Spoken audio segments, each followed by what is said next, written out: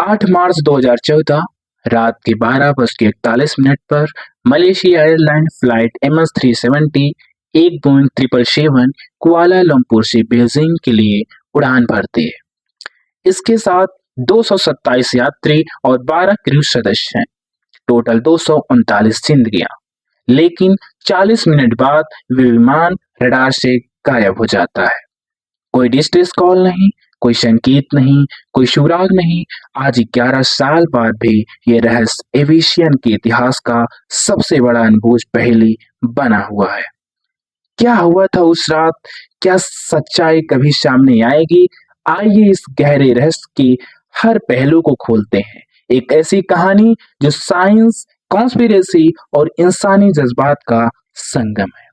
Hello दोस्तों, मेरा नाम विशाल और आप देख रहे हैं मलेशिया एयरलाइन एमएस 370 का एक अनसॉल्व रहस्य। एमएस 370 एक साधारण रेड आई फ्लाइट थी। कुआलालंपुर से बीजिंग तक पायलट कैप्टन जाहिर अहमद शाह 53 साल के एक अनुभवी पायलट थे और को पायलट फरीक अब्दुल हमीद 27 साल के अपनी ट्रेनिंग के आखिरी चरण में थे। विमान में 227 यात्री थे, जिसमें अक्सर चाइनीज नागरिक थे, साथ ही मलेशिया, ऑस्ट्रेलिया, इंडिया और अन्य देशों के यात्री। सुबह 1:19 पर मलेशिया ATC से विमान के आखिरी संपर्क होता है। कैप्टन जाहिरे के शब्द थे, गुड नाइट मलेशियन 370। इसके तुरंत बाद विमान वियतनाम एयर स्पेस में प्रवेश करता है, लेकिन रडार से गायब हो जाता है। ट्रांसपॉन्डर जो विमान की लोकेशन बताता है बंद हो जाता है। कोई मेडे कॉल नहीं, कोई संकेत नहीं। ये विमान जो 21वीं सदी की सबसे एडवांस टेक्नोलॉजी से लैस था, एक पल में हवा में घुल जाता है। एक इंटरव्यू में एविएशन एक्सपर्ट डेविड लॉर्डमाउंट ने कहा था कि एक विमान का ऐसे गायब होना जब उसमें मल्टीपल कम्युनिकेशन सिस्टम होते हैं, ये बिल्कुल असंभव सा लगता है। लेकिन MS-370 के साथ यही हुआ। लेकिन ये सिर्फ शुरुआत थी। बाद में पता चला कि विमान रडार से गायब होने के बाद 1 घंटा और उड़ा। मलेशियन मिलिट्री रडार के मुताबिक ये अपने निर्धारित रास्ते पे से पश्चिम की ओर मुड़ गया। मलय पेनिनसुला और अंडमान सी के ऊपर से गुजरा। ये कोई साधारण घटना नहीं था, ये एक जानबूझकर किया गया काम लगता था। जब MS-370 का पता नहीं चला तो एक विशेष सर्च ऑपरेशन शुरू हुआ।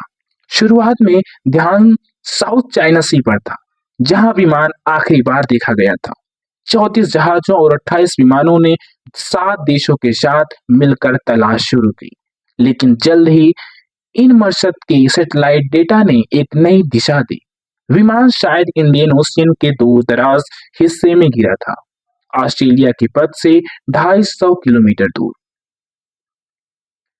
एक इंटरव्यू में ऑस्ट्रेलियन ट्रांसपोर्ट सेफ्टी ब्यूरो कहते हैं कि हमने 1,20,000 स्क्वायर किलोमीटर के समुद्री इलाके की तलाश की, जो एविएशन इतिहास का सबसे बड़ा सर्च ऑपरेशन था, लेकिन कोई बड़ा सुराग नहीं मिला। 2015 में रियूनियन आइलैंड पर एक विंग फ्लैपर मिला, जो MS-370 का था।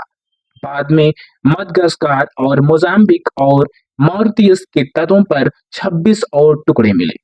ये टुकड़े कंफर्म करते हैं कि विमान इंडियन ओशियन में गिरा, लेकिन पूरा विमान कहाँ है, ये अब भी एक रहस्य है। क्या ये संभव है कि इतनी एडवांस टेक्नोलॉजी के बावजूद हम एक विमान का पता नहीं लगा सकते? ये सिर्फ एक विमान का गायब होना नहीं, बल्कि इंसान की सीमित समझ और समुद्र की गहराइयों का एक प्रतीक है। MS-370 के गायब होने के कई सिद्धांत हैं। हर एक सिद्धांत एक नई कहानी के साथ आता है, लेकिन क्या इनमें से कोई सच्चाई के करीब है? चलिए कुछ प्रमुख सिद्धांतों को देखते हैं। Theory number 1, pilot suicide. सबसे चर्चित सिद्धांत है कि कैप्टन जाहिर अहमद शाह ने जानबूझकर विमान को इंडियन ओशियन में गिरा दिया। जाहिर के घर पर एक फ्लाइट सिमुलेटर मिला, जिसमें एक ऐसा फ्लाइट पाथ था जो MS-370 के अनुमानित रास्ते से मिलता जुलता था।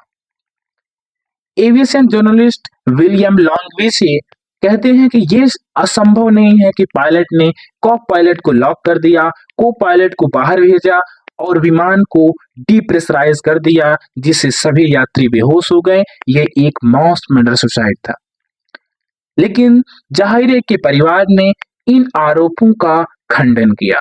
उनके मुताबिक जाहिर है एक समर्पित पायलट था, जिनके जीवन में कोई ऐसी बात नहीं थी जो ऐसा कदम उठाने का कारण बने। क्या एक इंसान अपनी जिंदगी के साथ 238 और जिंदगियों को खात्मा कर सकता है?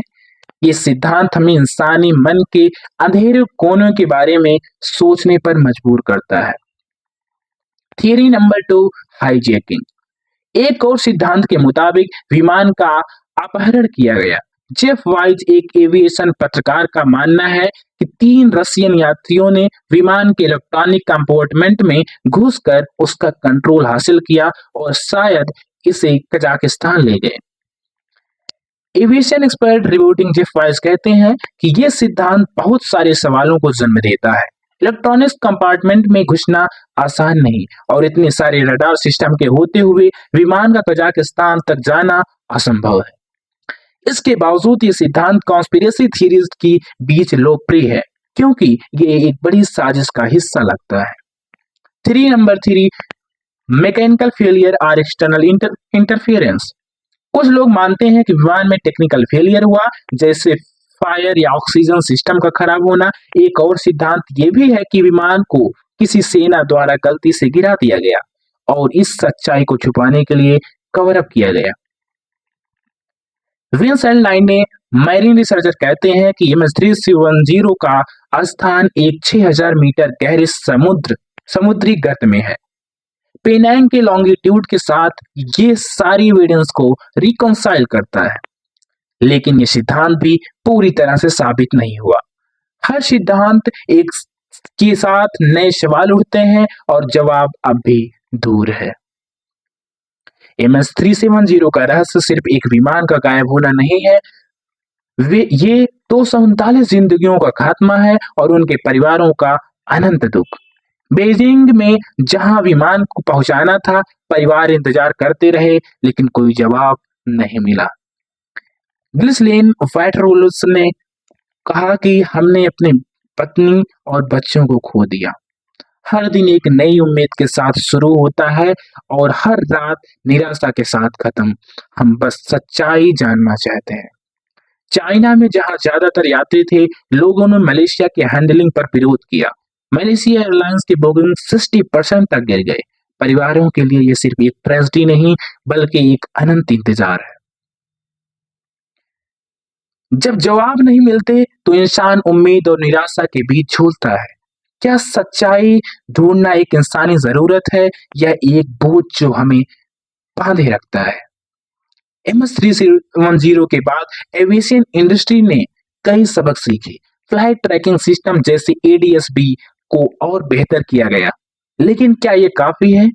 क्या हम कभी पूरी तरह से सुरक्षित हो सकते हैं? एविएशन सेफ्टी एक्सपर्ट कहते हैं कि MS-370 ने हमें दिखाया कि टेक्नोलॉजी के बावजूद इंसानी गलतियां और अनजाने फैक्टर अब भी बड़े खतरे पैदा कर सकते हैं। प्राइवेट कंपनी जैसे ओशियन इंफिनिटी अब भी तलाश जारी रखते हैं। मलेशियन सरकार ने कहा है कि अगर नए सबूत मिले तो सर्च दोबारा शुरू हो सकता है। MS-370 एक रहस्य है जो हमें सताता है, क्योंकि ये हमारी समझ की सीमाओं को चुनौती देता है। क्या हम कभी पूरा सच जान पाएंगे या ये रहस्य समुद्र के गहराइयों में हमेशा के लिए दफन रहेगा? इस कहानी का अंत शायद हमें एक बड़ा सबक देता है कि कभी-कभी जवाब से ज्यादा सवाल ही हमें जीने के लिए प्रेरित करते हैं। जय हिंद।